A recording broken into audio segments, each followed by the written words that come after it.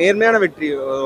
So அதான் சொல்லிட்டு இருந்தேன், மிடில் கிளாஸ்லேயே ஒரு நேர்மை இருக்கும். ஸோ எப்படியாவது வீடு வாங்கணும். இப்போ நீங்கள் எப்படியாவது 2 ஜென்ரேஷனாக ட்ரை பண்ணிடுவாங்க, 3 ஜென்ரேஷனாக ட்ரை பண்ணுவாங்க.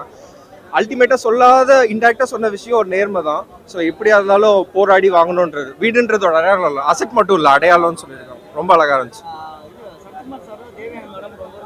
ஆக்சுவல் உண்மையான ஹீரோ வந்து எல்லாரும் நல்லா பண்ணியிருந்தாங்க. உண்மையான ஹீரோ வந்து ஸ்ரீ கணேஷ் தான். ஆமாம், ஸ்ரீ கணேஷ் தான் கம்ப்ளீட் ஹீரோ. 8 தோட்டாக்கள் மாதிரியே வந்து குருதியாட்டம் எனக்கு பகுப்படல. பட் 3 BHK வந்து இன்னொரு 20 வருஷம் கழிச்சு பார்க்கும்போது அப்படியே நெஞ்சடைக்கும். தேங்க்யூ.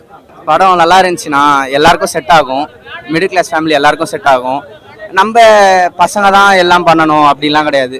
இப்போ அவங்க என்னன்னா வீடு வாங்குறது தான் கதை. இப்போ நம்ம ஒரு ஃபேமிலியே எவ்வளோ டெடிகேட் ஆகுது, இப்போ ஒரு கோல் செட் பண்ணுறாங்க, அதை வச்சு எப்படி அவங்க ஓடுறாங்க, அதுதான் கதை.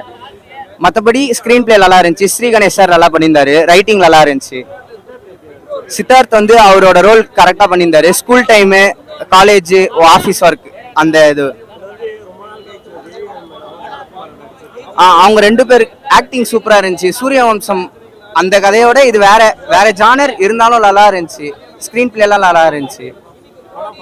படம் பார்க்க வேண்டிய படம். சித்தாக்கு அப்புறம் இதான் கன்ஃபார்ம் பார்க்கணும். சித்தார்த், அதாவது நீங்கள் சித்தார்த் தியேட்டர்ஸ் வந்தீங்கன்னா கன்ஃபார்ம் சித்தாக்கு அப்புறம் இதான் பார்க்கணும். இந்தியன் 2 அவ்வளோ ஒரு சரியா பண்ணல, இருந்தாலும் சித்தாக்கு அப்புறம் இந்த படம் நல்லா இருக்கு. அதுதான் இந்த வீடு வாங்குறோம், ட்ரிபிள் பெட்ரூமே குடும்பமா இருக்கிறாங்க. அதான் படம். கல்யாணம் பண்ணிப்பாரு, வீட்டை கட்டிப்பாரு, குழந்தை குட்டி பெத்துப்பாரு.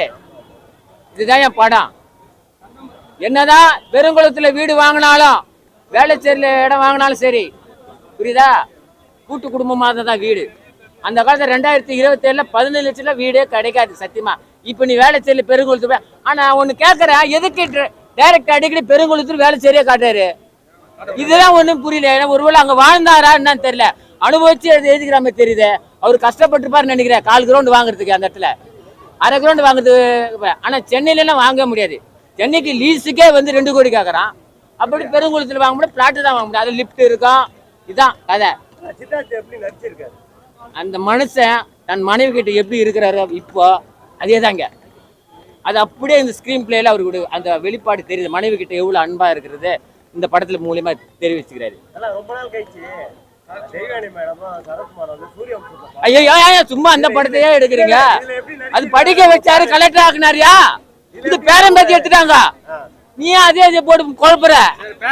அது படிக்க வச்சாரு, கலெக்டர் படிக்க வச்சாரு, ஒரு பஸ் வாங்கினாரு, இன்னொரு பண்ணாரு.